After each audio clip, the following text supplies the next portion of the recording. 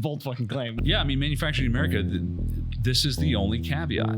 It's going to be more expensive. And it's got to be fucking good. It has to be great. The only time it's socially acceptable to have a light on the top rail with no optic. MP5 SD. Yeah. Like top rail. Gas Yeah. mask. Like you can't look through your iron sights. Correct. I said on the podcast that Richie was on that I can see the future, and he will be up here the Sunday before AMS breaking Anthony's balls to finish a gun or build a gun from scratch for him. And that was yesterday.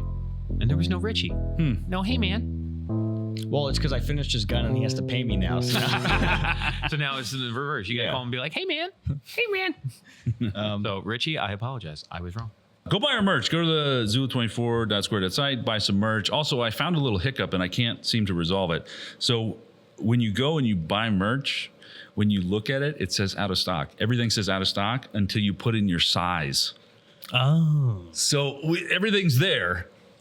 You got to put in your size. Head on over Zulu24.square.site. Pick up your Zulu24 merch. We're always kind of updating it. All the designs on there. There are a lot of cool stuff. sorry, TV's off. You are the adult.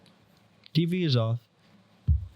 Hi, everybody. Welcome to another edition of the Zulu24 podcast. As always, I'm joined by Anthony from Bad Parenting Studios and Jordan. It's non-permissive. Zulu Outdoor. Based off of Anthony's sleep schedule, I'm also convinced you're a sock shoe kind of guy, aren't you? Yo. What's a sock shoe? Shoe. You put your shoes and socks on, sock, shoe, sock, shoe. What does that mean? That means you put a sock on. Then you put a shoe on. Oh no, Then no, you put no. a sock on, and then you put a shoe on. You also probably wipe back to front. No, although Poopy balls. I'd be better off if I did sock shoe, because like I'll put my socks on, and then I'll walk around the house all morning with just my socks on, until it's time to put shoes on. And you know, you have kids, and you walk by the kitchen sink, and you're using it. You're gonna step on like little droplets of water, and then bottom of your socks get a little wet, and then eventually have to put your shoes on. Then your toes turn brown. Your toes turn brown. Yeah. Well, that's how one turned brown first, because he did sock shoe, and then he had something to do. So now he's got one brown foot. So he had to even it out and make another brown foot. Do you sleep with socks on? No, Yeah. you gotta let your dogs breathe. That's actually crazy. You gotta let your dogs breathe. Even in the wintertime, like Yeah. more blankets, or I just turn the heat up. But You sleep better in a colder room. for sure, 100%. which is why last night I slept like dog shit. On the parenting topic, I remember when I was in my first couple semesters of college, there's like, my major was engineering, and I switched it to music, but whatever. There's like classes you take that actually pertain to your degree. Sure. And then there's like humanities. You got to pick one. Yeah. And you have And to pick an elective. yeah, and Why? there's But anyway, that's how yeah. SUNY Orange was. Yeah. so there's like psychology classes that covered that. So I was like, I'm kind of interested in psychology, and you have to take intro. And then I was like, okay, now you have to pick another psychology class. I was like, well, I just had a baby. I was like still 18 or 19 at the time. I was like, Figure out how to psyop my child. let me do developmental psychology. And that was actually a really valuable class for me. Not like, it doesn't really teach you how to raise kids, but some of the research papers like that you have to do if you choose to delve into certain topics, like you get to learn because people say there's a study that says this. When you take that type of class and you have to write an API paper and read all these other studies, you get this firsthand experience that most people that age don't get, where it's like you actually get to read the study and understand how a study is conducted. So now when somebody tells you that studies show that doing this is not good, and then they try to make arguments about it, and you get distracted with the fly. Almost. Hit my pinky. Yeah, he's over there now. That Yeah. fucking fly needs to die. A lot of people say studies show, but they've never read a study. They don't understand how studies are formatted. They don't understand how bias goes into it. They see study there as it is. I was wondering, how's he going to bring this back to politics? There it is. no, but they view studies as like the gospel. But anyway, it was a very valuable class in that sense. But there was, Smoking doesn't cause cancer. Funded by Marlboro. yeah, exactly. There was one study Bring back big tobacco in NASCAR. Yeah. there's a couple. Yeah, A there was Winston Cup. a study I read for a paper about parenting styles, and according to this, I guess it's understood that there's like 3 types of parenting. There's permissive parenting, authoritative parenting, and authoritarian parenting. And like permissive and authoritarian are opposite extremes on the spectrum, and then authoritative is like good. And the whole paper was just showing, it was a longitudinal study across decades, starting from I think the 70s or 80s up until present time then, showing the impacts of certain parenting styles on academic success in kids. And the main takeaway was two parents at home is good for academic success, and then also authoritative parenting. And they define permissive is it's basically really agreeable, and there's a high emotional response with permissive parenting. Authoritarian, as you can pretty much guess it's, it can actually be very emotionally neglectful, but it's also very high demand and also pretty, I guess, high strung. And then authoritarian is basically just telling your kid like, hey, turn the TV off, turn the TV off. You have something to do. If they don't do it, you physically get up and turn the TV off, and you're just like, hey, it's not a punishment, but I had to turn that off for you, and let's go do something productive. Like, it's pretty simple. I'm talking very layman terms. Dave's made one joke, and our viewer retention's in the toilet now. No, that's fine. Well, no, it's interesting stuff. But Katrina has I don't know why I veered off on that. That's my ADD. That's not derailment for this episode. That's all right. Katrina has her master's in early childhood development. Yeah. And so she does a lot of really cool things, like new like sign language and shit when he was like barely one. It was insane. I was like, how'd you teach him that? Like, it was pretty crazy. Yeah. It's a little soft-handed in my opinion. And could create a situation where you're not seen as an appropriate authority figure. Yeah. But I feel like I balanced that out a little bit. Well, again, that study I read, the whole connection was parenting style to academic success. Who's that? We have the shittiest academia in all the land. Right. I have a college question, actually. So now it's my ADD turn. Yeah. Why do you have to take core classes in college? Because that is the basis of liberal arts education since the conception of institutions. But what if you're going for engineering? So I did the same engineering program he did, and I had to take the same elective. So you were required. Why? You had to take. Well, I don't have the answer to why, but I know the answer. But which core classes, like English? Yeah. Why? Because you still have to communicate. Sure. Yeah, you need. But you're trying to be an engineer. But why isn't college completely? You had high school for all that, right? That's like your basic. I know how to write shit, right? And then you have to pass the fucking SAT and the ACT, which should give you and you have a fucking high school degree, which should say, hey, I'm at least literate enough to pass all these classes. Sure. So why is it when you go to college, they're like, well, your first 2 years are basically horseshit. Yep. And also it's $40,000 a semester. I think that's why. And also the college gets to dictate what classes you need for a degree. Yes. Right. Because with that engineering degree, you were required that each semester you had to take what they considered an elective. So Anthony took the psychology class, which was an elective. It's not high school. I took digital media and marketing. Well, there's this idea. That came full circle. There's this idea with the liberal arts, and I think it even predates high schools or just. Yeah, but liberal arts. That level of education in America, it predates our country. So you couldn't just learn how to read and write and articulate yourself because you had access to the world's knowledge in your fingertips. Institutions are really old. Because English 101 and 102 were the same shit that we did in 11th and 12th grade in high school. And I agree. I'm talking about modern times. I agree with you, but I'm trying to answer the question. Go ahead. And I think that's the answer. I think that that's the tradition of the university. I think that's kind of the point. And you'd be surprised how many people leave high school and aren't fluent readers or writers. That's fine, but they're going to fail out, Right. I was a real shit writer out of high school. And I was going through all my old shit. And I have this habit of keeping all my old. That's called hoarding. Yeah. No, I keep all my old. So that study I talked about with the parenting style, I still have that packet. I save all my notes from school. Is it right next to the pile of your own feces? No. I threw out in the basement, Anthony's poo corner. I threw out a majority of that stuff. Came from. It's the poo corner. Don't disturb me. I'm in my poo corner. Some of my old school notes that I keep right next to his jerk off closet. No. Oh no. All of the math notes and and physics note, like any mathematic type notes that I've kept from some of my hardest classes, I keep those because there's a lot of really good references. Especially, that I can agree with. Especially when it comes to like, Have you had to ever reference those? Yeah, when I take the next class. It's actually okay. So it's after really you useful. were done with your college experience, have you ever needed to reference those? Well, I'm not done yet. I'm just taking a really long break until I can afford to go back. You're a hoarder. All right. But it's really important I keep those notes because there's a huge gap between when I last took a class and when I'm going to take a class again because I'm going to take a really long break. But there's other dumb shit with the college system too. Because like, again, it's about money. The whole thing. Well, like same engineering program, but then there's, if you wanted to take thermodynamics, you could only take that during the summer semester. So now you have to sign up to take summer classes, which is outside of your realm of financial aid. So you have to pay for that out of pocket.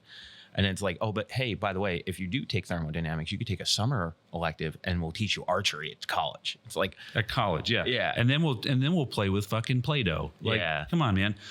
Imagine if you were like, I want to go to engineering and the first 2 years are engineering. The second 2 years are your focus. So civil engineering, whatever the fuck. Imagine how much better you would be. Imagine how much faster. Like, well, that's like, stop wasting your time on like fucking gym. There's gym. Well, There's like, fucking gym in college. Like, are you serious? That's what frustrated me. Like, just a I was daycare. going for mechanical engineering. Yeah. Nothing in the realm of computer science. Engineering 102 at the college we went to is all about coding. You know what I can't do to save my life? Fucking code. Nice. Yeah, like we're sitting there like, you have to make a simple software that's going to play tic-tac-toe against itself. And I'm like, I don't fucking understand. Like, I want to build bridges and like rockets and shit like that. I don't want to do anything that involves having to do coding. yeah, but if you build one bridge, yeah, are you a bridge builder? Yeah.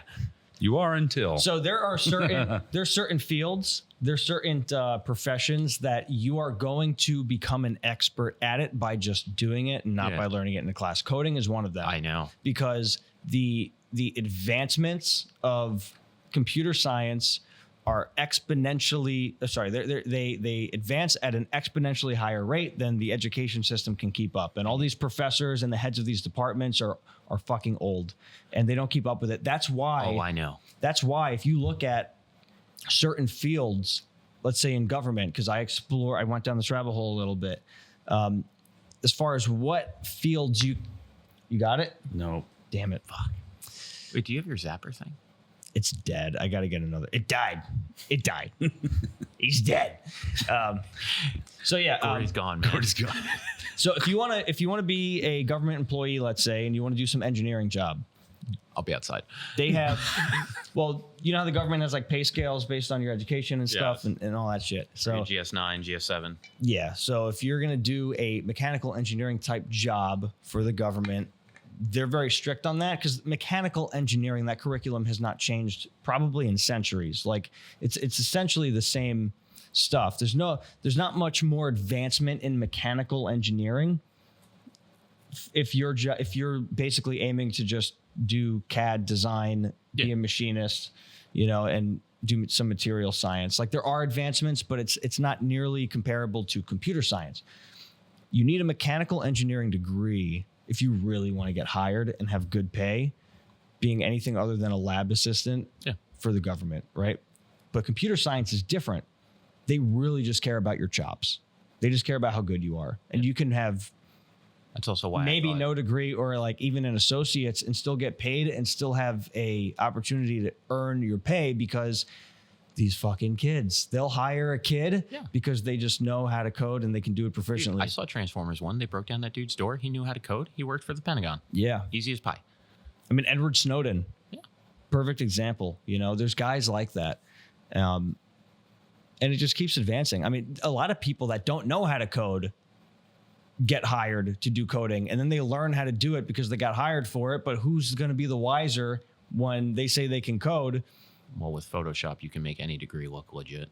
And now with ChatGPT, it's pretty nuts. I was going to say in ChatGPT because that's how we got the Zulu prop. Yeah, when it comes to coding, like Alex knew how to code and then ChatGPT finished it. Do you need to take a sociology class if you're going to be doing JavaScript to make websites? Psychology 101, like everybody takes that. Like why? I think it's valuable. Yes, it is valuable, but you're paying for it. Yeah. It's like going into a 7-Eleven and you're like, I just want a slushie. And then they're like, okay, well, if you want that slushy, you got to buy 2 Snickers, a bag of chips, Right. 6 waters, and a tank of gas. Yeah. And you're like, what the fuck? No, I just want the slushy. Yeah. Like, no, man. And it's true that like there's certain professions you'll go into where you don't necessarily need a college degree to be valuable in the job market. Yeah. Because there's the realm of government. Like the more official the institution, the more they're basically going to abide by some standard that was written as to how you're going to get paid and how they're going to select you. But then there's other private companies that they've hired a bunch of college kids that got out of college and don't actually know what the fuck they're doing. Because what you do in college for engineering, let's say, is very different than actually doing it on the job. Sure. Machinists, engineers, and mechanics, all these 3 fucking butt heads all the time, because the engineer is just going to do CAD and he'll be like, I designed this thing, make it. And the machinist is like, this is going to be $10,000 to make this one simple part because of how you designed it. You know, and they'll butt heads. And It's architects and fucking. Yeah. Now, and I talk so much about engineering because those are the classes I took, and that's kind of the, but the stuff I do. There's certain things that like that engineering department did well. Like I always found it interesting. Engineering 1, at least for me, was taught by an architect because engineering 1 was how to draw, simple engineering sketches. And he started off, I remember day 1 of this class, engineers and architects always argue because engineers think it's a good idea and architects think it's a good idea, and neither of them know how to communicate with each other because it's 2 different fields, but they have to work together. Yeah. So engineering 1 and doing all of your designs and your sketches was taught by an architect teacher so that it would hopefully eventually down the road bridge the gap so there wouldn't be problems. I thought that was a great fucking idea. So like, if I wanted to be a lawyer, right? My buddy, I have a couple friends that are lawyers. A lawyer? Right? I know my rights. Both of my buddies got a 4-year degree and then went to law school. Because that law school probably required a 4-year degree.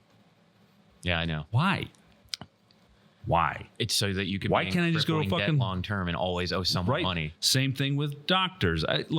Everyone wants a gold gun. Nobody wants to reach level 100. That opens up a whole nother layer there with doctors, because then everyone wants institutionalized like a medical system like Canada, and we have it in the U.S. You experience it. It's the VA. Yeah, it's terrible. No. I'm just saying that the pipeline, right? Like, why does somebody who eventually, they go to school for like fucking 8 years, It's sometimes 12. right? Yeah. So let's, maybe they don't need a gym class.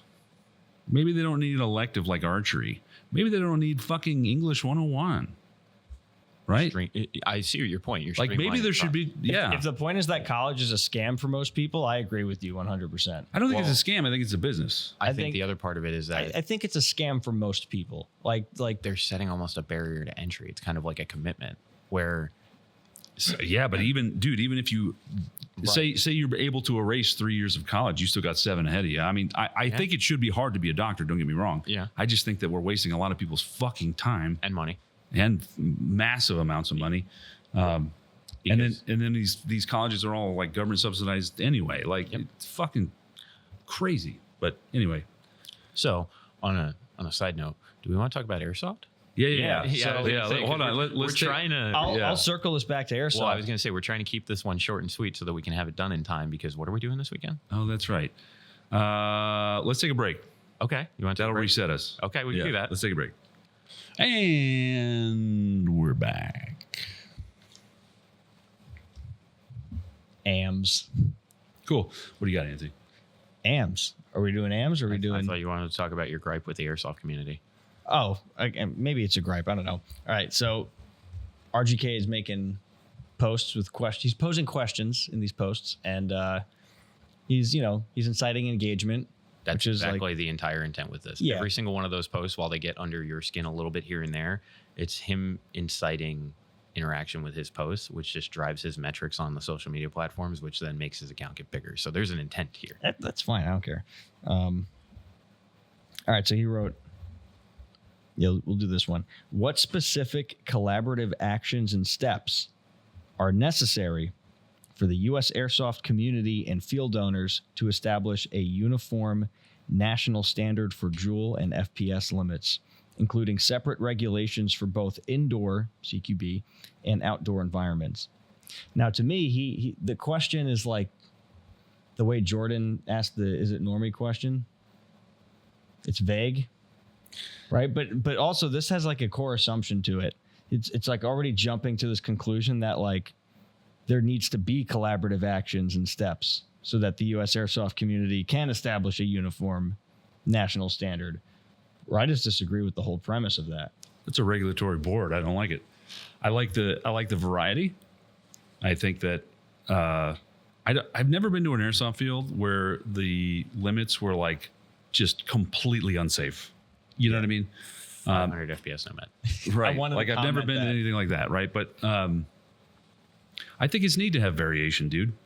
Is it annoying if you have an AEG and you got to like spring swap and all this shit? Yeah. But 90% of the airsoft community has their local field and they go to it. And then every once in a while they go out to these other ones, which I think is wrong, to be honest with you. I think airsoft players should get a taste of everything, right? Variety is the spice of life. And I think specifically on chrono limits or whatever, or unified rules or whatever, I think it's neat to have variation. I think it's cool that maybe some fields, let their snipers go up a little higher, but they have a further standoff distance. You know what I mean? Yeah. Like, and also each field, and I'm speaking purely for outdoor right now because that's really all I know. I don't really like indoor airsoft. It's just not my cup of tea. Different fields are different sizes. Yeah. So you can get away with different regulations.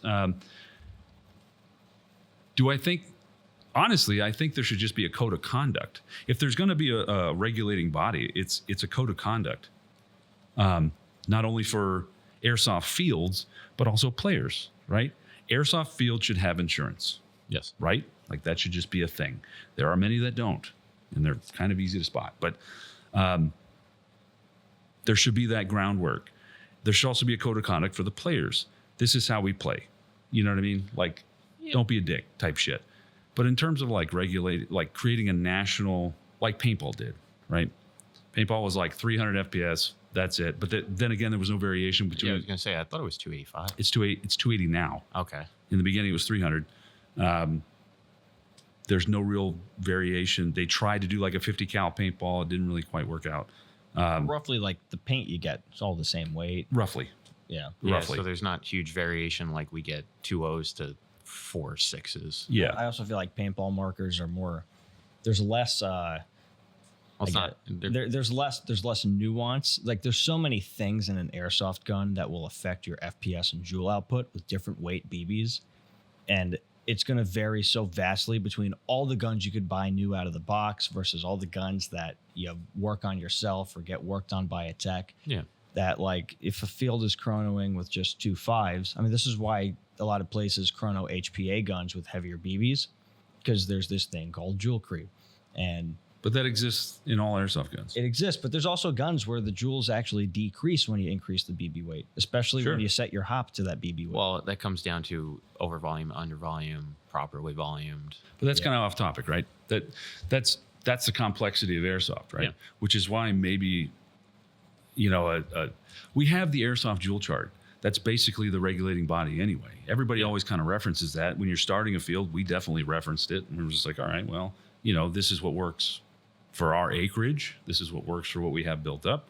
And that is completely different everywhere you go, man.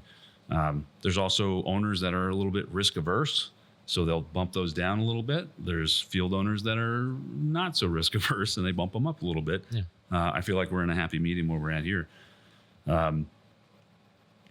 I like Eric from Gun Gamers comment. He said there's no incentive for standardized energy rules, which I agree. There's no incentive to standardize it. There might be incentive to make it safer. If a field wants to do joules and they're willing to buy the BBs to ensure that everybody's, Yeah. but then who's to say the player's actually going to play with the BB that they say they're going to play with when the ref chronos them with those, whatever. Yeah. So- Well, you either have to have every variety of weight on hand, Or just go with the heaviest thing possible. go with the heaviest thing possible, Yeah. or trust that the player walking up to you saying there's 3 6s in this mag, and then you chrono him with 3 6s, but then he still shoots 4 5s. Yeah, like there's no compromise there. Yeah. Yeah. 'Cause even I told you last night, I built one gun that is the epitome of jewel creep for a customer this week. It shoots 305 with a 2.5 and it shoots 303 with a 3. Yeah, right. And I was like, oh, fuck. And Yeah. it's a gas gun. So, of course, I immediately knew going into it, like, this is possible. By the I do think rules of the land, it's a green tag. I do think that joules is the appropriate way to measure, right? I do agree with that. It's just Logistically not sound. impossible. Like either it's not impossible. Either you trust the player, and I'm not saying I don't trust you. I just don't trust anybody, right? Yeah. Because all it would take is one shithead. Yeah. One dick Yeah, one dick. in a sea of Richards. Yeah. And then the other alternative is to buy. We're not sponsored by BBs, you know, right?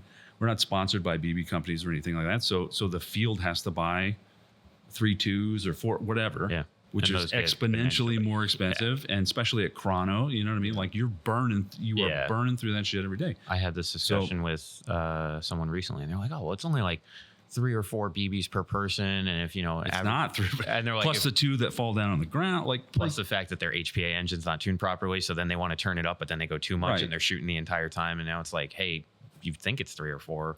Some players use 100 BBs in chrono. Yeah, I mean it's probably a third of all the 2.5s that I buy are for chrono. Yeah, And I feel like our limits are set as such where even with joule creep, it's not getting into a crazy unsafe. it's very Joule rare. limit, Like right? we've talked about this off air before. Like there's like 3 that are notorious in the airsoft space, and it's all of the short bolt actions. Yeah. Yeah, because I had a It's customer super come in here crazy. one time. He had like the newest Novrich bolt gun at the time. It was like this fucking big at a side folding stock. And I was like, you want to do what? And he's like, I want to put a stronger spring in it. I bought it. It was supposed to have the 2 joule spring in it. It's a green tag. I'm like, this is weird. Yeah. But before we go to take his gun apart and throw a spring in it, it's like, let's just chrono it with 4s. And I was like, hey, what'd you say it shot with 2.5s? He was like 310. I was like, cool, it's shooting 310 with 4s. Yeah. It's like, and I know these are 4s. And I was like, you go back over there and tell the ref to put a red tag on it. I was like, this is a red tag gun. So, I mean, even if it would literally take a BB sponsor for like Elite Force to just give us fucking BBs. HPA, give us ammo. HPA, give us fucking So there you go. 36s. That right? is a specific collaborative action that can be taken. But this goes Yeah, back. but Which boils down to give us free shit. Exactly. Yeah. It requires one company to take a hit. Yeah. Yeah. Right. And there are companies that do it. Like there are plenty of BB companies that sponsor national level events, but when you're running a national level event, Those are you're- different. You're only doing it maybe 10 times a year. Yeah. It's not as much ammo as like, hey, so we're open Saturday, Sunday, 9 to 4 all year round. Like how much ammo do we need for chrono? Yeah, right. Yeah. And we have to chrono every single person that goes through there. You're talking like 7,000 people. And then on top of Like- that, we're talking not just their gun, we're talking their backup gun, their sidearm, Oh, yeah. the minigun, Everything. every 249 that comes up, Their that tri-shot doesn't- shotgun. And it's like, oh, hey, is your box mag empty? And then I have to pour like 200 chrono BBs in just to get it to feed the first 10. And you're like, Yeah. sorry, Dave, we just wasted a bottle of chrono BB. Yeah. But I do agree that Joules is a better system. But if you just do the math and keep your chrono limits slightly on the lower side, you can account for most Joule creep and still be in a safe space. Yeah. Yeah. Oh, you probably hated saying that. I did. And Yeah. jewel creep aside, right? There's some parts you might put in your gun that your gun might not necessarily cooperate with. A big one is buckings. Well, people. So there's some instances where people would use a maple leaf bucking in a certain gun, and because those buckings have no lip retention, we understand that when you turn your hop on, you're obstructing the BB in order Yeah, to give so it backspin, so your FPS goes down. However, if your bucking has no lip retention, you lose compression when your hop is on 0. So you might pass chrono when your hop is on 0, but then your FPS will actually go up when you turn your hop up on, because now you've created some retention for the BB, which helps the head spacing, and now you have compression Yeah. that was not found We before. saw that with early generation Novrich guns because they were coming with maple leaf buckings, and it's like, hey, chronoed 450 with the hop up off. Yeah. Chronoed 495 with the hop up on. Yeah. I feel like that's a good answer. I feel like Yep. Eric's answers. read Eric's answer because that's Yeah. actually very good. So there's no incentive for standardized energy rules. Every scene has its own expectations. Every insurance carrier cares Or doesn't. or doesn't to different levels, and every owner or event host has their own rationale for why their way should be everyone's way. Unless there is a single organization that truly takes over as a standard setter, you will never see true uniformity. And and somebody else doubled down on that. It's completely unnecessary and there's no incentive for it. I want to double down I on think one that's of Josh. Eric's points. Jay Skelly is Josh Warren, right? Yes. Yeah. Well, because this is very on topic with what I said last night to Anthony when he brought this up. I was like, right now, to most people, the standard is MSW. Yeah. So, and I hear him say to customers all the time, are you going to play at MSW? Because I will make your gun compliant with MSW. Yeah. So in that realm, it was like, there is kind of like, whether it's a highly held standard or at least just like a low, we talk about it on the low standard, you're building guns to comply with them. Well, it's And actually, those guns that you build for MSW games then end up being compliant at most fields anyway. Well, True. so for a long time, before Novrich made that other BB, and then everybody was got crazy about Jules, 365. Yeah. 365 with a 2.5. That was across the board, Was the standard. which is why we made ours 350. Yeah. Because we were like, well, we can account for any variation, whatever the fuck. Like that's Exactly. why we went lower. and using you a see it 2.5 instead of a 2.0, 2.5, believe it or not, actually is a moderate weight BB. Like you Not by will, today's standard. No. well, you will definitely see a difference in joule output on a joule creeping gun if you're comparing 2.5s to 3.2s. Like you will see Oh, for that. sure. But it's still a lot more moderate than 2.0s. And I just want to point out one thing Eric said here. So every owner event host has their own rationale for why their way should be everyone's way. Why can't your way just be your way? Well, because If you're compliant with your insurance. No, but he's talking about in that regard of like someone being so smelling their own farts yeah. that they're like, oh, well, we do it the best. Well, this isn't so like fuck arguing with what he's saying. No. Like so, No, like no. if anybody thinks that their way should be the only way, like why? you. That's because they're smelling their own farts. there would have Well, like to be as a field owner, Dave, Yeah. you don't give a fuck what other people's chrono limits are. No, because I don't pay their insurance. You know what I mean? Like, it doesn't matter to me. And again, I think variety is important, and we have to take into account that not every field is 72 acres. Right. Some fields are 50, some fields are 20. But we've also seen what happens when I'm not trying to throw AMS under the bus, but I used this example last night when you and I were talking about it, where if you don't see what the trend of the industry is, because there's trends and then there's hard set rules. The trend was 365 with a 2.5. Yeah. I believe MSW is around the same. The first time AMS came here, it was 400 with a 2. A lot of our customers were accustomed to 400 with a 2.5. So the very first AMS game, the rain one, Oh, God, yeah. he was doing spring swaps for like 50, 60, 70 people because their guns were chronoing 420 with a 2.0 because at that time point, AMS did chrono with 2. It was Hell's Kitchen in that shop. Yeah. And now, I had to have Vandervars help me. I was like, please just help me. I will. now, maybe it wasn't just because of that game. AMS does run Central Front, Southern Front. And Yeah. those games where they're generally running them at open play fields, Yeah.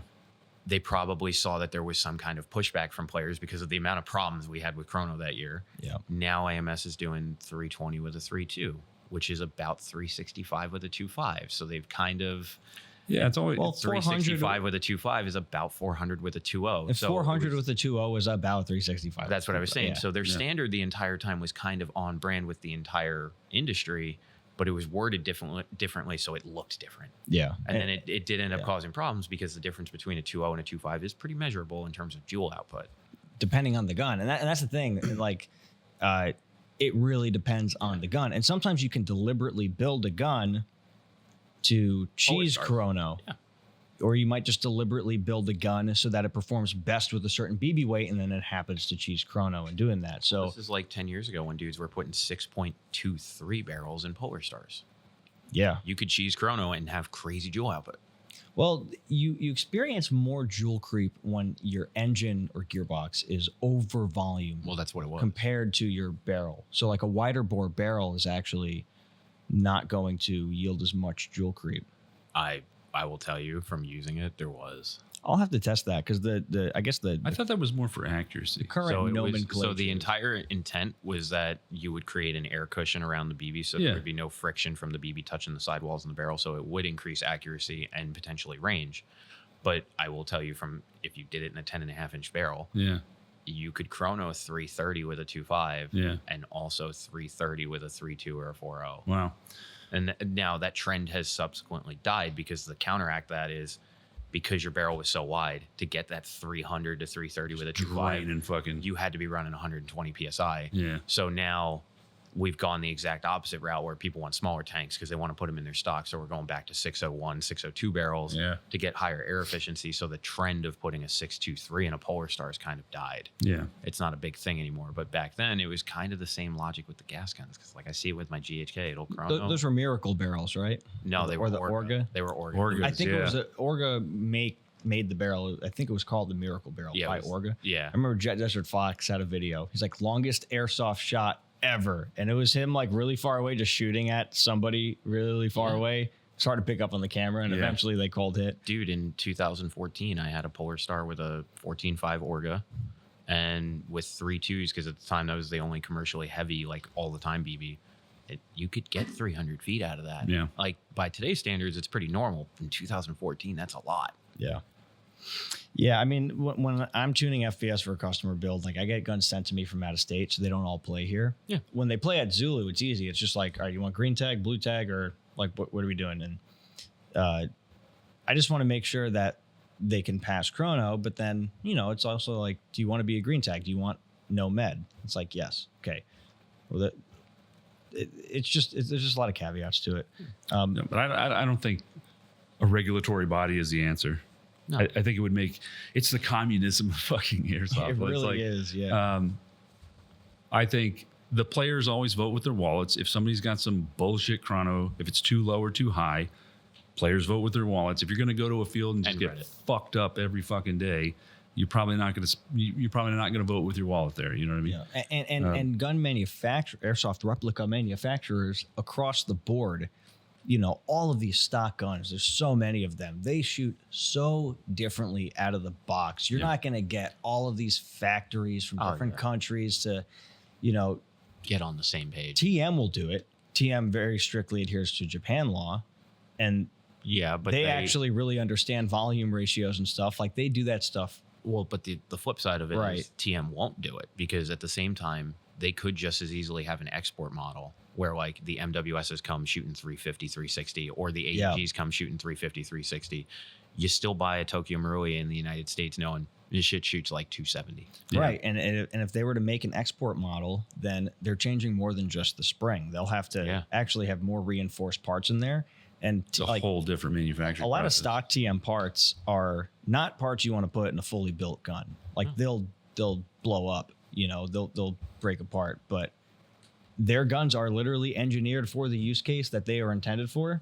So you don't need a full metal rack piston. You don't need crazy chromoly gears. You don't need the super crazy high torque motor, because when you're only pushing 1 joule, that spring's not that strong. It's not a lot of load on the gear set. A pretty weak motor is going to give you a pretty adequate trigger response.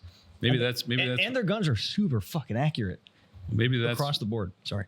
Maybe that's where they're. So when I think of Tokyo Marui, I think of two things: accuracy, reliability, right? If you leave it stock. Correct. Minus the models. But I mean, maybe that's minus the models without a MOSFET, because the contacts will burn out eventually. Maybe that's why, like, that's why their brand is so popular.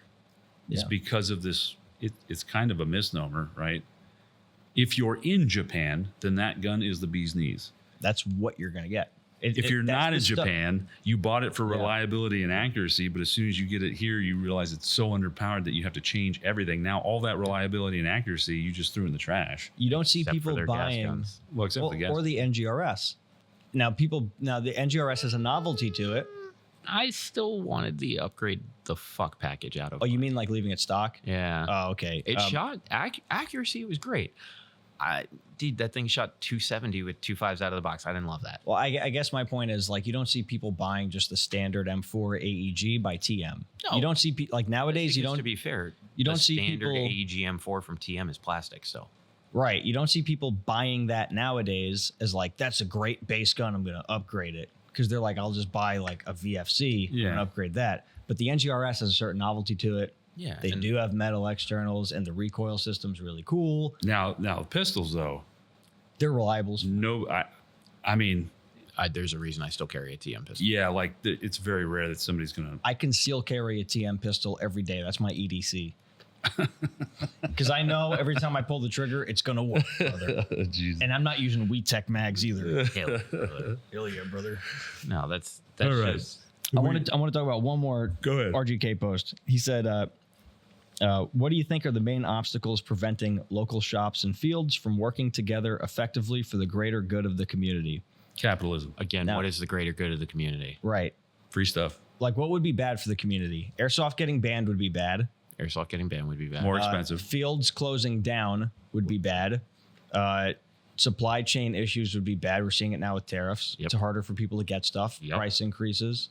If the sport becomes too expensive, especially for those recurring costs like BBs, people are eventually going to bail out because they'll be like, this is really become a very expensive hobby. Sure. Well, that's why we see people switch from paintball to airsoft so much. Case of paint is $65, $70 on the low end, and Yeah. bottle of BBs is $20 average. So then, the question is like, okay, we have 3 examples of some objectively bad things for the community: airsoft getting banned, fields closing down, BBs getting too expensive, and people leaving the sport.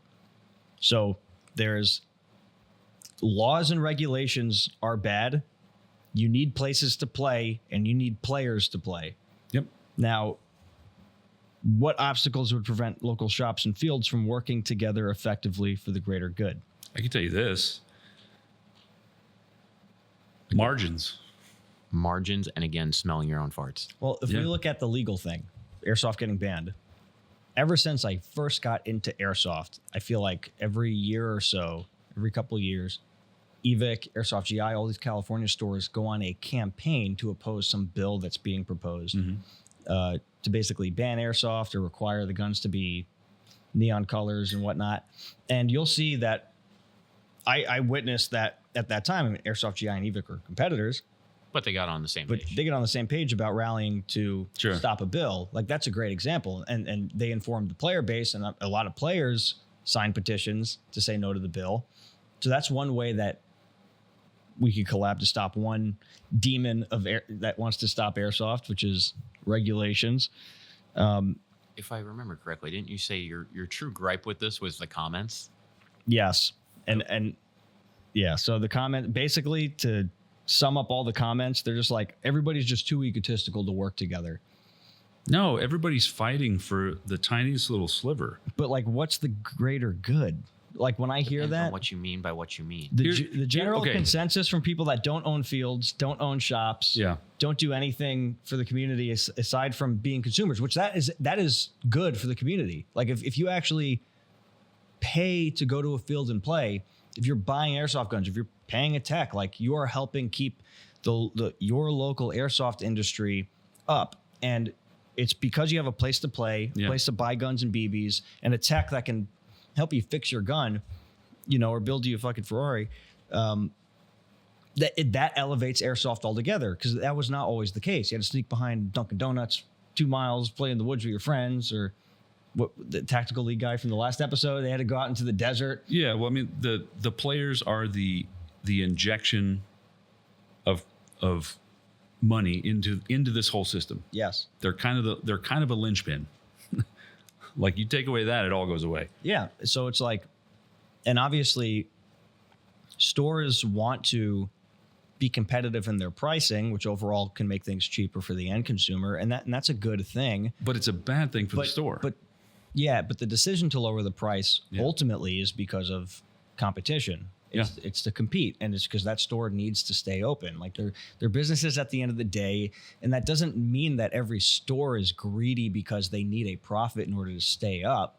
It's, I mean, there's fields that really are just about the money, and they're going week by week, month by month.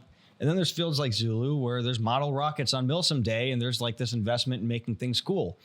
There's Grimnir. Grimnir did awesome shit at their events. They were creating props. They were doing all this stuff. And like, if it's all about money, Bully Grimnir. Well, then they wouldn't have spent the money on that, right? Like, they would have just pocketed it. If it's all about greed, they wouldn't have spent the money on They it. wanted a good product. Making a product, or like bringing value to people and it yielding a profit, is necessary to create a good product.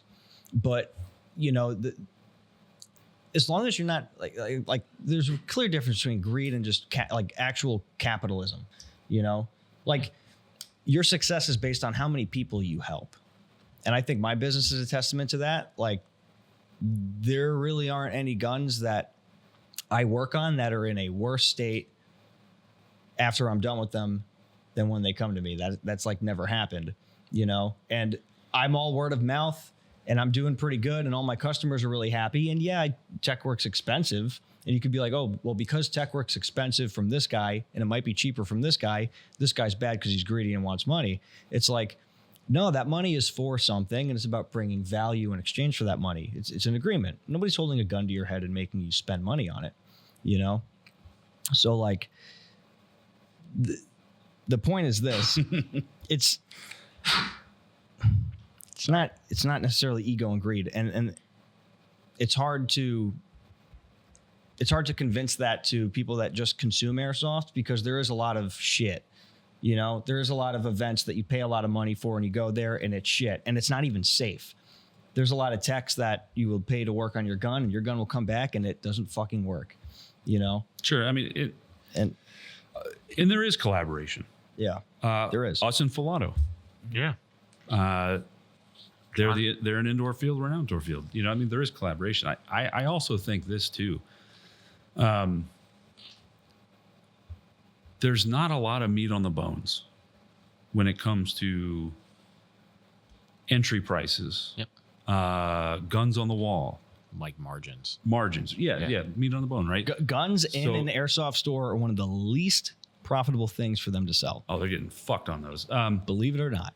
And that's all. The whole purpose of that is just to keep the cost low for the players. But like because of that, doing some sort of we're all fighting for the same little slice.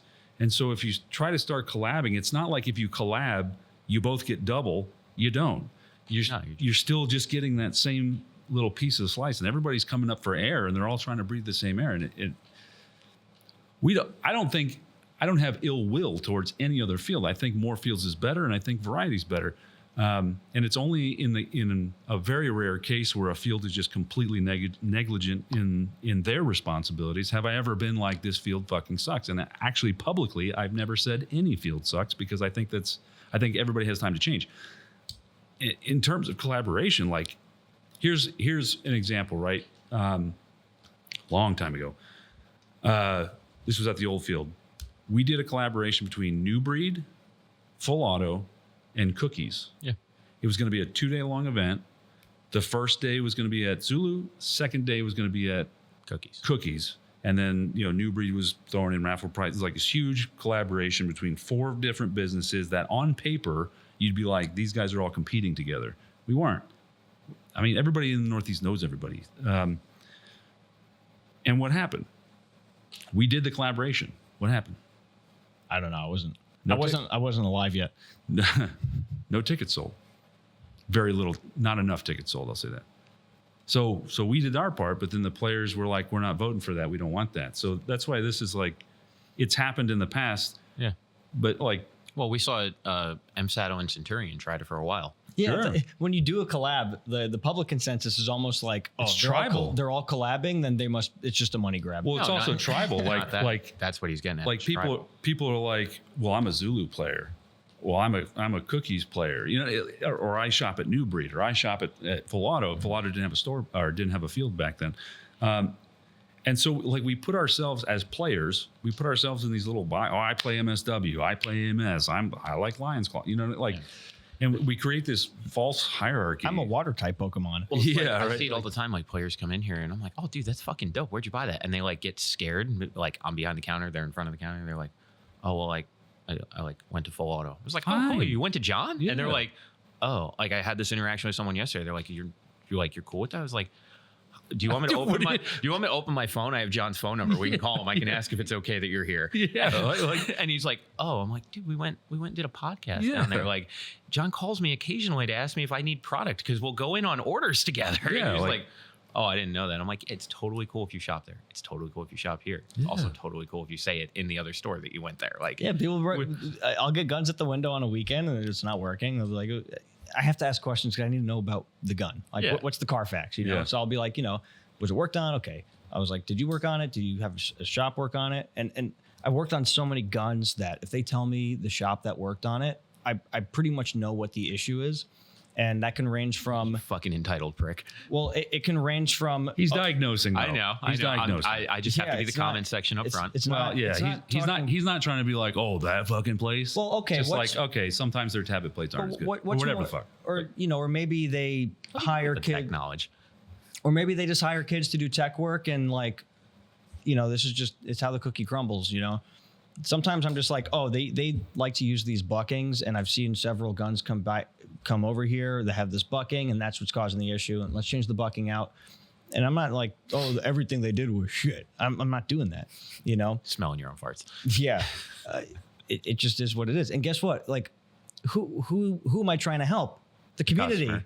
the guy who paid money for a gun that the gun's not working. And Actually, now that I'm really thinking about this, there's a ton of collaboration. Yeah.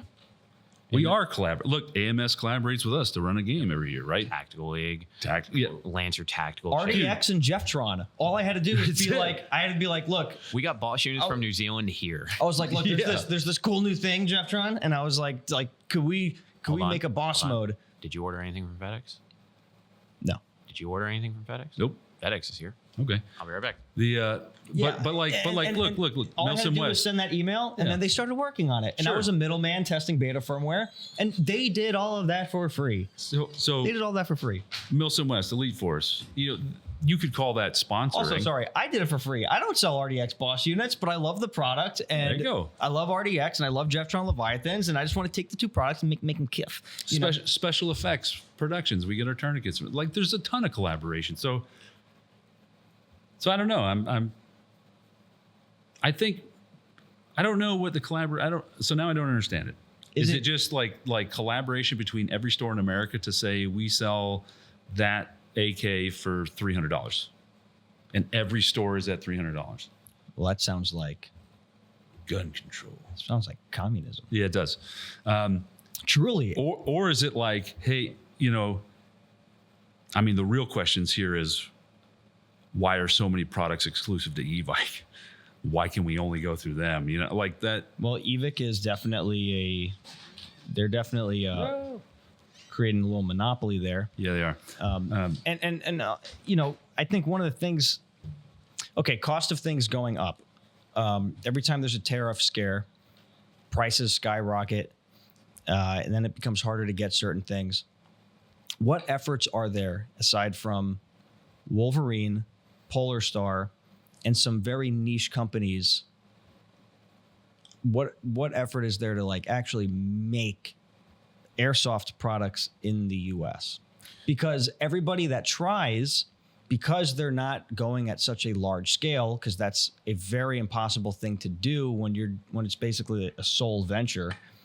Will there ever be a corporation that can be formed between collaborative partners and airsoft that are like, hey, let's actually create some type of manufacturing infrastructure in the US to make airsoft guns? So now that would be a cool collaboration. That would be a collaboration that I could see a shit ton of stores actually going in on. Well, we saw a company try. You have a bunch of We saw two companies try. you have a actually. bunch of different companies, a part of this corporation. They're all shareholders in it, and they're all basically investing in this, manufacturing of airsoft in the US. It'll bring prices down, and Well, they'll be competitive. Well, do you want the honest hot take here?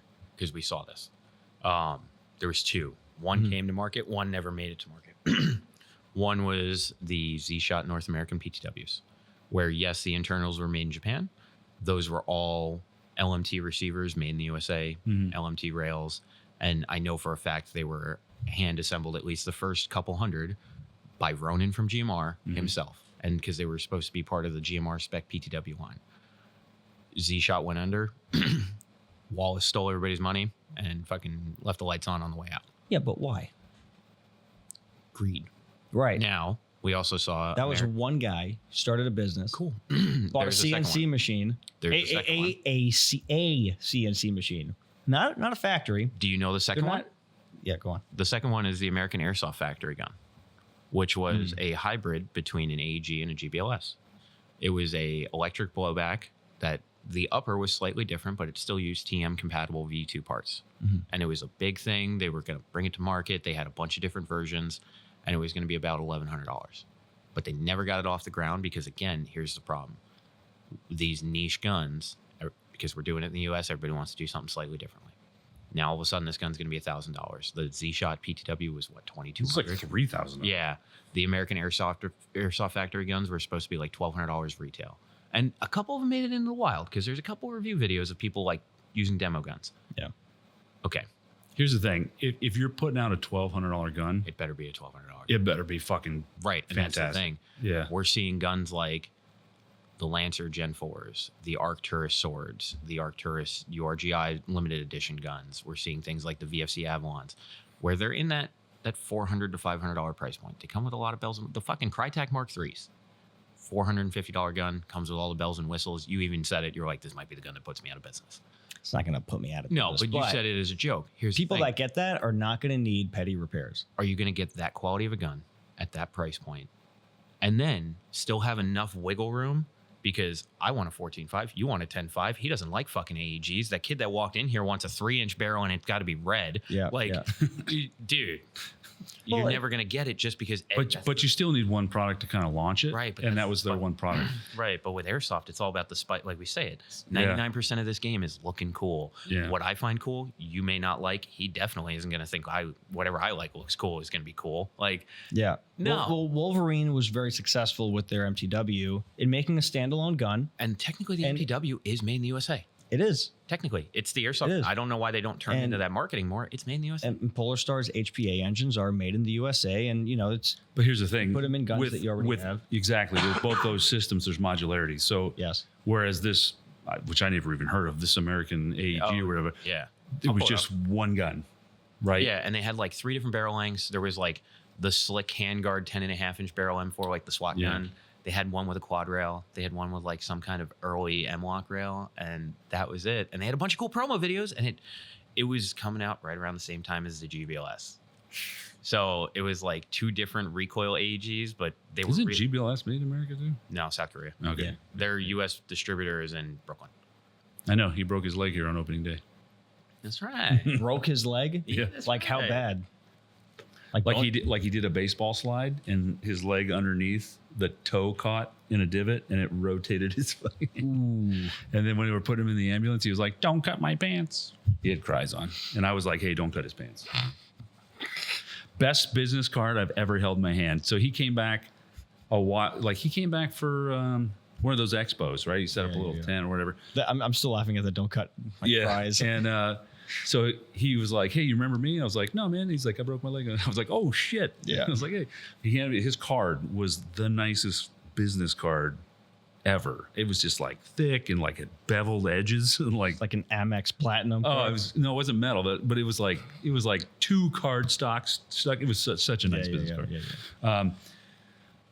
Yeah, I mean, manufacturing in America, this is the only caveat. It's going to be more expensive. And it's got to be fucking good. It has to be great out of the box. Like a $1,200 gun means that I can take a $1,200 that gun that I just bought, put it up against a build that you did for $1,200, and it's got to shoot the same. You know what I mean? It has to be the same. You need the right people designing the gun, and it doesn't have to be a whole new redesign. Like if there was just a TM spec AEG, Make an AEG, yeah. If there was a TM spec AEG that was made in the U.S., but like Doesn't have to be a new operating system or anything. But again, we said airsofters vote with their wallets. Yeah. If they don't like the field, they're not going to go to the field. If they don't like the collaboration Sure. idea, they're not going to partake in the collaboration idea. Sure. Is simply saying a bone stock TM spec AEG that's made in the USA, but because it's made in the USA is $800, is it going to sell when there's a $400 Lancer that's got all the bells and whistles on the wall? It's got to be reliable and it's got to shoot Yeah, better. That's Like, why I'm saying, you need the right people. is the phrase doing it. "it's made in America" gonna be worth the double price? Well, if you could get manufacturing costs down enough through volume, which means you took out a massive loan, which is a risk, and that's a risk of starting any business, right? yep. To get the manufacturing costs down to a point where the retail price is competitive with a $400 gun plus tariffs, then you've got a chance. I'm not saying I agree. You have a chance. I'm not saying it's got to be a super crazy fucking awesome gun. Well, I mean, it does, and you need to have make good products. At the very least, it has to be like very much like a Crytek. It's got to be competitive. It has to be a stock gun that will perform well for a very long period of time before you need to do any invasive maintenance. That's going to be very hard to pull off at that price point. And on a Crytek, the most invasive maintenance you'll have to do to that thing within the first 3 years is probably changing a bucking. Yeah. Maybe opening the gearbox and cleaning it and relubing it. Sure. I think we're about to see in the next year, depending on relations with China and Taiwan, a fairly substantial increase in the price of guns, specifically in guns. And I think it'll then become cheaper to go HPA. Made in America, yeah, right. But you still got you still have to buy the body of the gun. And now who's actually buying the guns right now? It's people new getting into the sport. Yeah, right. All the old heads. We all have. I've got 6-7 guns in there. Like, well, you also have like 275 PTWs. Yeah, right. So please don't tear up Japan. This is why I try to make a lot of educational tech videos, because I'm not trying to monopolize tech work. Like, oh, I'm the only one that can do it. Like, everybody can do it. You don't have to be a big shop to do it. You know, there's a lot of things you can do at home if you know what you're doing. And, you know, most of my guns that I own, I get them broken at a flea market. Now, I know what I'm looking for, and I don't recommend that if you don't, if you don't know what you're doing. Yeah, but now that flea market price is going to be inflated because he bought it post tariffs, and now that $400 gun that he used for a year is now a $600 gun that he used for a year. So he's not selling it for $150; he's selling it for $350 now. You know, I mean, that's how it works. But the solution to all that is to figure out a way to manufacture stuff in America. Yeah, and it might even start small magazines.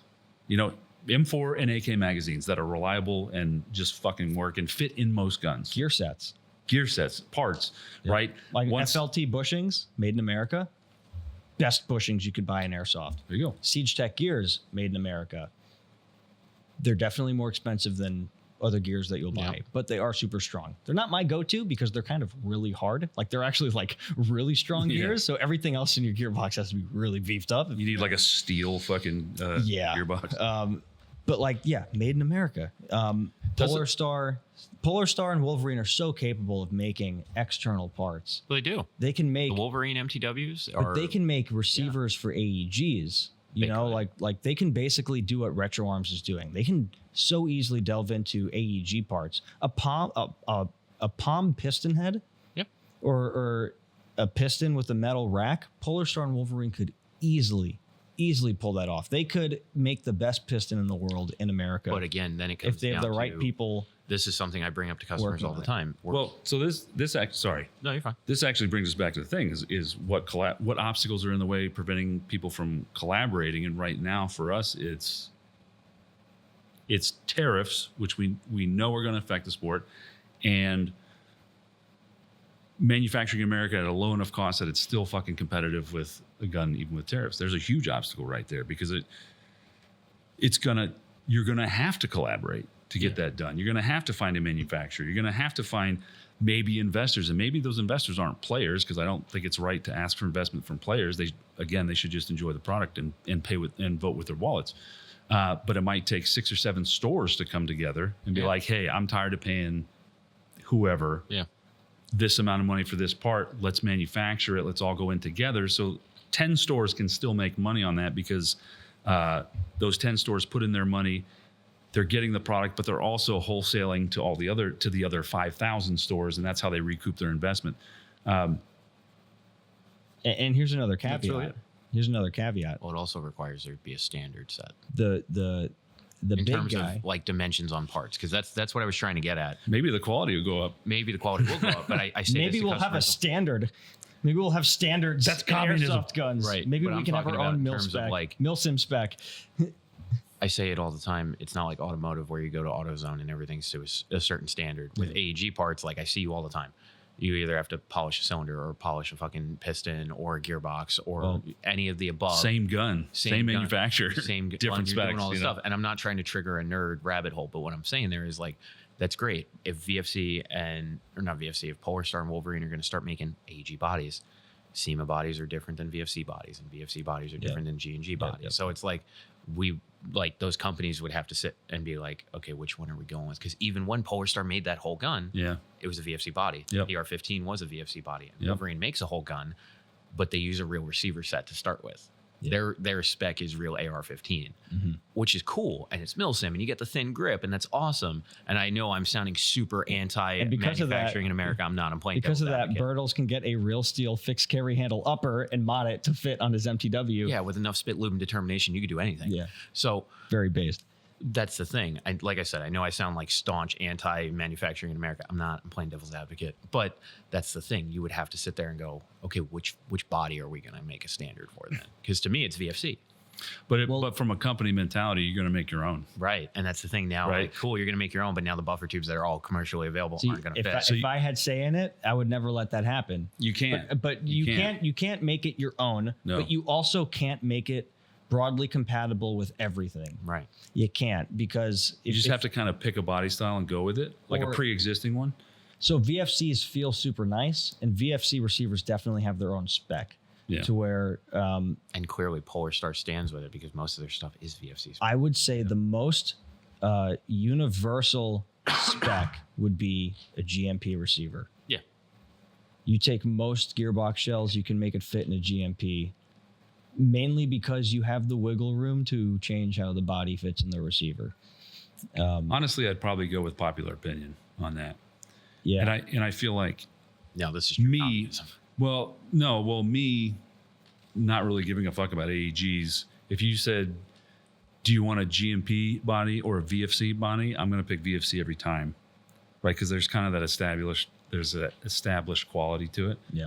And so if I was going to produce in America a gun, I would pick the VFC body style simply because of brand recognition for reliability. Yep. Right. 10 years ago, it was flipped because 10 years ago, if you said GMP, everybody was like, oh, GMP. Oh, Well, yeah. This is I guess my last caveat to this. I think one thing holding us back too is, all right, let's say we did it. We make airsoft guns in the US and they're really reliable and they're really cool, but they don't have Colt trademarks on it.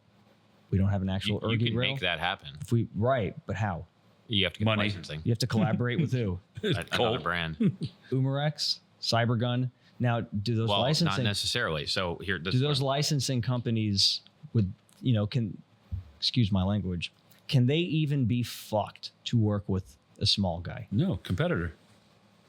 depends on the Well, company. the licensing Why? company, Why would they work with the you? licensing It company depends is on the not company and whether or not they're willing to or not. I'm not talking about Colt. I'm talking about Umarex sharing. That's why I'm right. saying it depends on the company. Like So- if you, I'm not saying that I represent Umarex in any way. If you went to them and were like, here's what we're doing, Umarex and Elite Force might get on board with that. I don't see Umarex getting on board with that. Umarex and Elite Force are the same company. I don't see why a company like Elite Force or Umarex would not be on board with it. But what I can see Because is you're- other manufacturers that they're doing collaborations with, they won't be okay with it. So they might threaten, look, if you're That's the gonna problem. do this stuff with our competitors, there's probably some cutthroat business decisions being made at that level.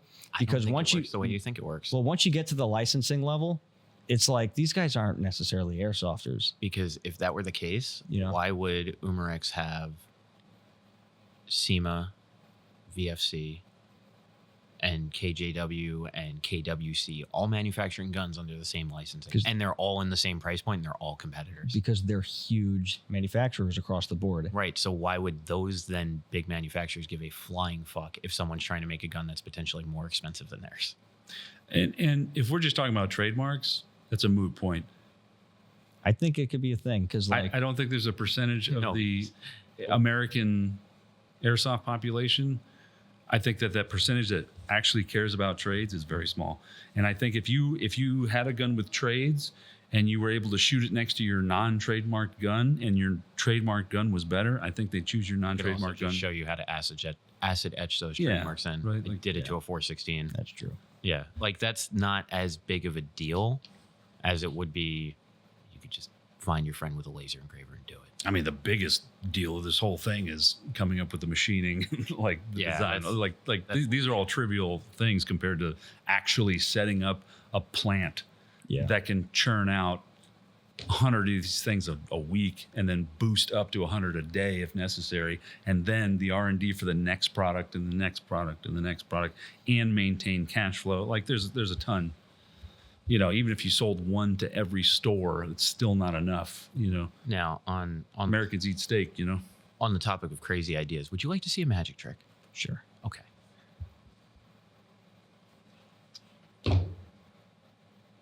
What'd you just unplug? The board. Is it still on? Yep.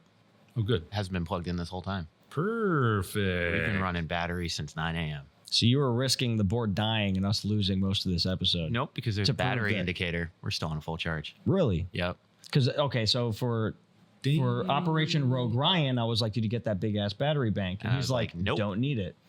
Because I did some research and you could run the board for 2 to 3 hours on 4 AA batteries. Now, are your cameras plugged in? Nope. Being charged. Well, no. So right now they're plugged in because I run them off power strip. I know those batteries will last. I'm Well, we only need one. So if you're not caught up, we are going to AMS this week. We leave Thursday. yes. I told him, I was like, I don't think a couple AA batteries are going to be enough to power 4 condenser mics for And then Tyler's an sitting hour. here trying to tell me how I need about 4 cable. And I'm like, hey man, this board was designed to run these mics with or without a power cable. The Fantastic. sun's So getting in my face. yeah. So going to AMS, We are going to AMS. we're doing Operation Rogue Ryan, where at Game On, we are going out scouting a location on the field, preferably the front lines. We're going to set up a podcast, do 90 minutes. So if you're seeing that, well, by the time you see this, you'll already be at AMS or Say it like you're Well, reading who an knows? board. Because there's a lot of people that forgot to do that. there's a lot of people that watch the podcast live when it premieres on Friday nights, and plenty of people have it on Spotify. There so you go. by So- the time you're listening to this, we're already at AMS. We're in the future, man. Yeah, come try to get us. Yeah. Come try to kill us. Or if you're on our team, come on up, sit down, We're gonna have a 4th mic. have a little discussion. If you clear the building we're in and you kill us, you're guest on the podcast. That's it. We'll be dead and Hell we'll keep going. Yeah, we're gonna fight though. It's not gonna be a Yeah, it's cakewalk. not gonna be a cakewalk. We're gonna fight. It's gonna be a fun time. Yeah, I'm looking forward to it. Pick up the rental car to Wednesday, which you still owe me money for. Break his I got kneecaps. I got you. Got The way my bank account is set up. I got the luxury SUV. I have to apologize to Richie publicly on the air because I was wrong. Hmm. I said on the podcast that Richie was on that I can see the future and he will be up here the Sunday before AMS breaking Anthony's balls to finish a gun or build a gun from scratch for him. And that was yesterday. And there was no Richie. No, hey man. Well, it's because I finished his gun and he has to pay me now. So So now it's in the reverse. You gotta Yeah. call him and be like, hey man. Hey man. So Richie, I apologize. I was wrong. I finished a couple guns. You finished Tom's. I finished Tom's. I finished Evan with the K's. Oh, Kevin. Yeah. So Rich's, Tom's, Evan with a K. I fixed his boss unit. Oh man. Yeah, stop. If you're a boss unit user, stop storing it with gas. Stop doing that. Degas it before you're done. Kevin's has been stored with gas for 6 months. Ooh. So Kevin, the operator. no, Kevin Evan with a K. Evan with a K. Okay. On Friday brought it in the shop. He's like, yeah, it just won't shoot. Lock solenoid, because it turns out that if you leave the gas in it for too long, it can go stagnant and that can cause your solenoid to lock up. That's actually why we see a lot of the solenoid issues we're seeing. So I took his screw out, his purge screw, and I like pulled it out, was looking at the screw, looking at the hole, and then the gas started coming out. And I was like, oh, fuck. Is there like sludge coming Yeah, out? Like, it was like fucking black. Like, Oh, nice. And actual Evan was standing here and he looks and he goes, is it supposed to do that? And I was like, no, it's not supposed to do that. And now Kevin's standing there going, oh, what do we do? I'm like, I'm going to take your whole unit apart. We're going to let this thing air out. Still had to beat his solenoid with a hammer for a little bit and put it back together. And now it works fine. So if you are a Bosch unit user, stop storing your unit with gas in it. that's a new one. As is. Mm-hmm. But it also kind of explains a lot of the issues we've had over the last year. Yeah. Shit. Yeah. Don't store your gas unit or your Bosch unit with gas in it. I have been doing exactly that. Oh, I'm yeah. gonna But go yours purge it gets- today. But yours gets used weekly. Yeah, yeah.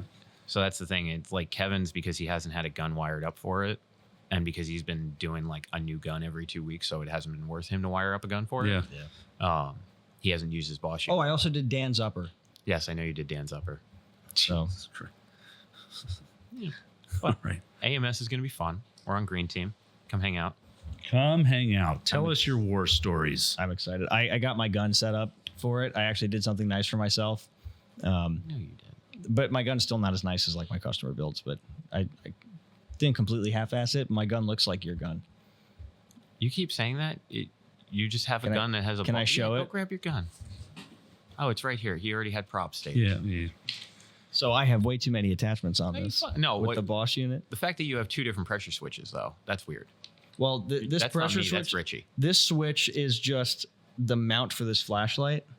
I don't have a mount for it that isn't a pressure switch one, but this is not plugged in. So that's just zip tied here because I'm not using it. And then I have this guy. So flashlight, laser. And I am going to take the can off. I'm not going to run tracers. Unless everybody's running tracers. I'm not running tracers. Yeah. I'm bringing a tracer unit. If I'd had a Smoky Wolf, I'd use that. But all right. Yep. Well, if you see us at AMS, either kill us, whatever, sit down, join us, sit down, tell war stories and all that stuff. I want to see if we can film a Richard and Dick skit at Guardian. Oh, fuck. Rich Now will be you're, there. now you're We asking wanna a lot. play the I wanna game play too, the dude. game. Like, I'm willing to do a little bit of work, but I want to play the fucking game. What if we do it on Friday after we're all set up? Can we have Bo feature in a Richard and Dick video where like Dick's arguing with Bo? Okay, wait a minute. We'll Wait talk a about that on the drive. Oh, fuck. Or like we have Bo giving a safety brief and Dick's like talking and fucking being a dick during the safety brief. Okay, hold on. So sometimes he has good ideas, Yeah. We'll talk about it on the drive down there. Because then we could tag AMS in it and, you know. and we can collaborate with AMS on it. Look, we're collaborating. Hey, we're with- collaborating Yeah, hold on. This is a good idea. with Richard and Dick.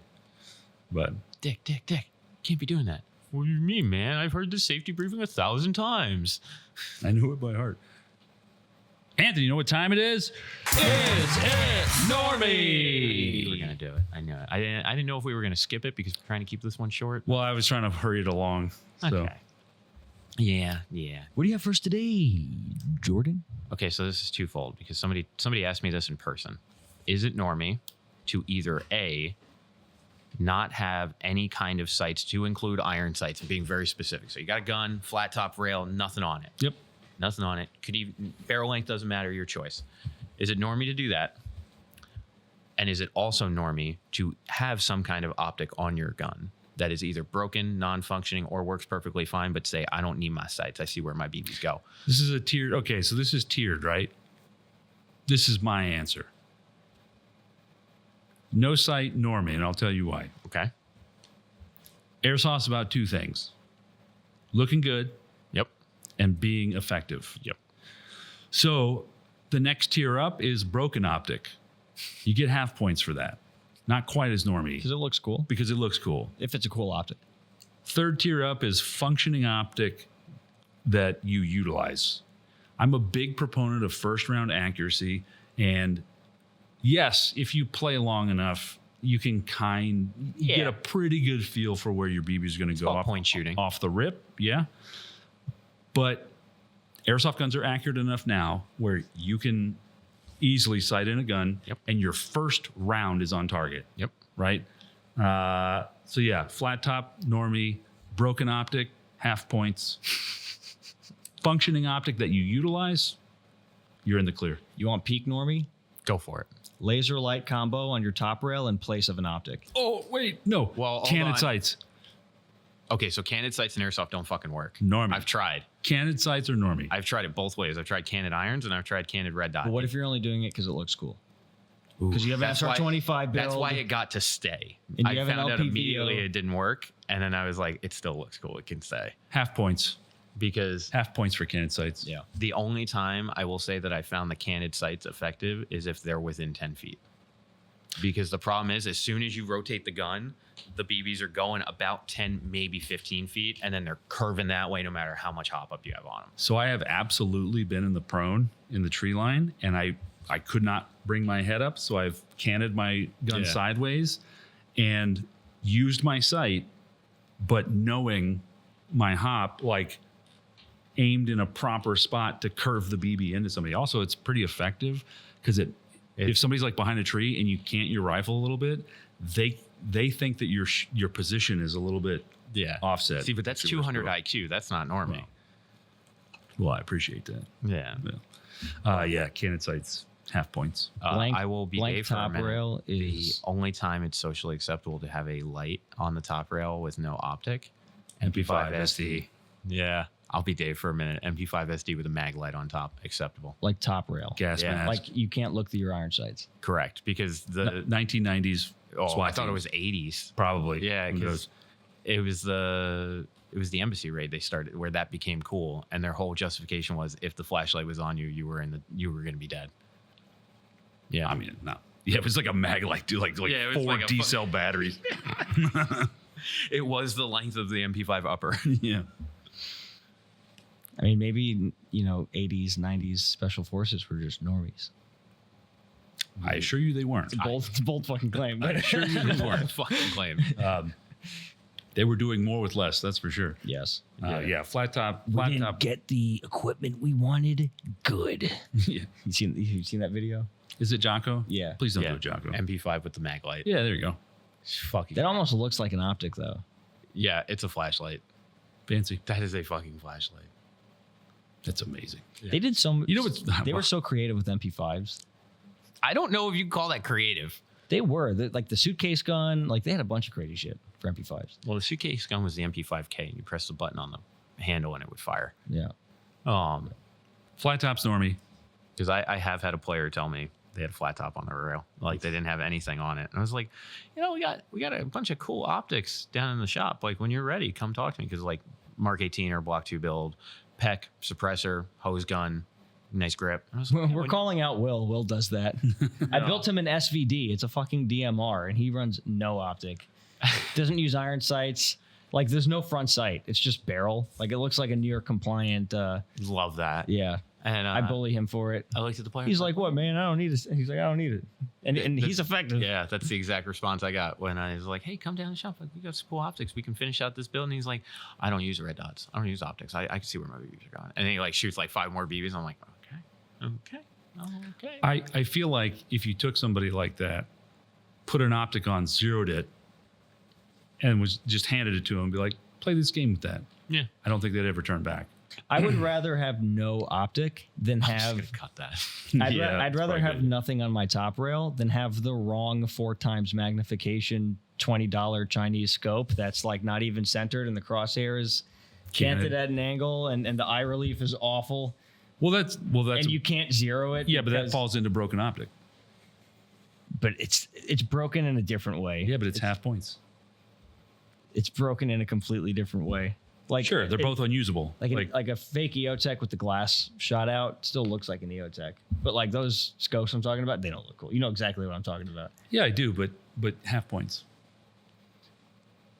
I'd rather be more effective, and I find that first round accuracy fucking matters. And I come from the land of paintball, where There is no sights. yeah, and I love the really weak laser pointers. those are good for a night game. Not really. I think lasers and airsoft are stupid. I think we've come to a point where lasers are no longer. No, there's some I still nighttime. see it. No, not even during the night. There's some nighttime applications where like you can use it to ID targets. Or, Yeah, shoot here. right circumstance. I'm talking about during the daytime when like they've got like the $50 FMA pack that has a green laser that's way too strong for what that is. Yeah, right. And they're just like, It's got recoil. they're like, look at my laser. And they're like lasing the mosque roof, and they're just like, shoot that. And it's like, hey man, you could have just said like, shoot the 2-story building. Shoot the mouse roof. yeah, but And which then you one? inevitably get it in some dude's eye, and then he's complaining, Ref, you shining a laser in my like, lasers are stupid. I can't disagree with it. Disagree with. I can't disagree with the fact that he's saying lasers are stupid. I think there's very niche cases at night where you need to ID for the rest of your team where a potential target is, but I can do it just as effectively with my voice. Yeah. And also the ranges that we engage in. After that person shoots, everybody knows where he's at. So it's like, I'll say running the boss Well, unit, now we have tracers, so you can just send a BB that Right. looks like a laser. running the boss for a couple night games, and running a single tube. There's times my gun's so heavy and I have a suppressor on it because of the tracer. When I'm entering a room, I'm not trying to acquire or not. I'll use the laser for really close things. Really? You don't just like muscle memory it? I want to know. This sounds like a skill issue on you. Yeah. Like I think a laser up close is like disorienting. Like because I'm focused on the laser, not on the room. Well, And then there's splash. especially if you're Yeah. in the Connex box at night. And IR flood, on the other hand. if you don't get a whole lot of ambient light in like a Connex at night, Sure. sometimes your laser's enough to illuminate the room a little bit under nods. Anthony also doesn't have an IR light. He needs to be Richie. You need to have 36 flashlights. I don't have an IR light, but there is actually no, I think I have an IR lume on this fake pack. so Unless if it's just a laser. an IR light is It's just a laser. far more usable than an IR laser in airsoft. I agree with that. Yeah. Yeah. But flat rail normie, Hey, man. Flat rail is normie. Broken optic less normie. Chad level. optic that works. Having a usable optic and not using it, normie. Well, was it Yeah. working and then it got shot out? No, I'm because talking you're about actually like playing airsoft. you have a working optic on the top of your gun and you just don't use it because you don't need your No, sight. there's no batteries. Yeah, in there's it. no battery in it. Yeah, I don't think that there was a day in my airsoft career where I wasn't like memeing around, where I didn't have a sight with a battery that worked. With the saw, actually, no. Yeah, with the saw, I never put a sight on the saw. Yeah, but that's not saying like, oh, you had a sight and it was just dead. Like you just What? didn't put one on. Yeah, but you had iron sights. When I I brought did use that up- Yeah, but still, there was some kind of optical system. Also, a saw is more of an area effect weapon. I don't know. Yeah. But yeah, I have to have a sight. I can't. It's extremely hard for me to do anything at any sort of range without a sight. Like, All my guns have optics. yeah. All right. But anyway, Yeah. this one's a little short because we're trying to get it edited and put out before we go. We all still have a bunch of shit to do. Remember? Is this one short? I don't know. We're gonna. This one We're gonna figure it out. is, if I had to take a guess, we didn't have to really cut anything out. It's going to be an hour and 45 minutes. There you go. Remember, go buy merch. Oh, wait. RGK Awards. So, Oh, that's right. yeah, voting is open, or sorry, not voting, submissions. So, RGK Awards, head over to the RGK Airsoft page. You can find the link, or you just Google RGK. It'll take you over. This is Kev's thing. He does the Random Guy Kev Awards every year. We're going for 3. We're going for 3 this year. We're going for Best U.S. Outdoor Field, Best U.S.-based Airsoft Podcast, and Best Something that was made. That's a new one. The special effects guys brought up the idea of that. So obviously we know the best outdoor field in the U.S. and we know podcast, obviously. They're like the tourniquets. Best something. Oh yeah, no shit. Yeah, he added a new category this year. It's the best something. So Yeah. just submit. Right now it's the submission period. So when you go, you have to put your email in and then you get to write in your answers, because if that answer you wrote in gets enough votes across the board, then it'll be added to the finalist list. I believe that's starting November 1st is when voting actually opens. So that's when we'll know if we're nominated. Right now it's the nomination period.